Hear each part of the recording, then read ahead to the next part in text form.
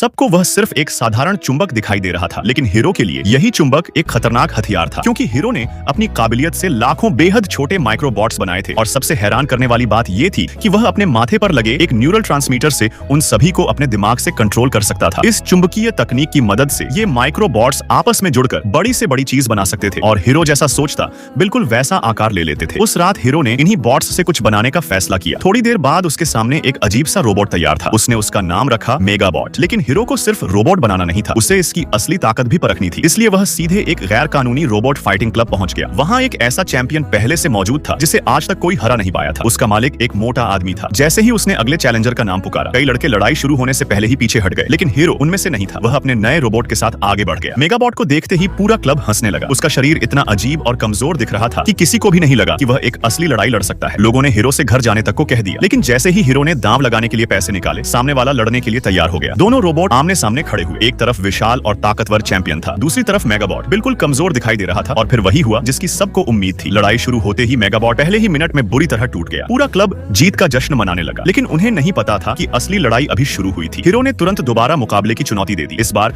उसने दांव की रकम भी दोगुनी कर दी। फिर उसने अपना खास मॉडिफाइड जॉयस्टिक निकाला और अचानक उसका रवैया पूरी तरह बदल गया। जमीन पर बिखरे मेगाबॉट के छोटे छोटे टुकड़े अचानक हिलने लगे। एक एक करके सभी माइक्रोबॉट्स आपस में जुड़ने लगे और कुछ ही सेकंड में मेगाबॉट फिर से अपने पैरों पर खड़ा था। लेकिन इस बार कुछ अलग था। उसके चेहरे का एक्सप्रेशन अचानक आक्रामक हो गया। हीरो ने उसका डिस्ट्रक्शन मोड एक्टिव कर दिया था। दूसरा राउंड शुरू होते ही मोटे आदमी के होश उड़ गए। उसका रोबोट लगातार हमला कर रहा था, लेकिन एक भी वार मेगाबॉट को छू तक नहीं पा रहा था, क्योंकि मेगाबॉट अपने शरीर को अलग अलग हिस्सों में बांट सकता था और हर हमले से आसानी से बच सकता था। हीरो कुछ देर तक सिर्फ मुकाबला देखता रहा। फिर उसने फैसला किया कि अब अपने रोबोट की असली ताकत दिखाने का समय आ गया है। अचानक मेगाबॉट के शरीर के टुकड़े अलग हुए और हवा में घूमते हुए सीधे उसके विरोधी रोबोट से जाकर कुछ ही सेकंड में वह चैंपियन जो अभी तक अजेय लग रहा था पूरी तरह बर्बाद हो चुका था। पूरा क्लब सन्न रह गया, लेकिन हार स्वीकार करने के बजाय वह मोटा आदमी अपना आपा खो बैठा। उसने हीरो के हाथों से मेगाबॉट को जबरदस्ती छीन लिया। उसे लगा कि रोबोट अब उसके कब्जे में है, लेकिन जैसे ही उसने मेगाबॉट को छुआ, रोबोट ने अचानक उसी पर हमला कर दिया।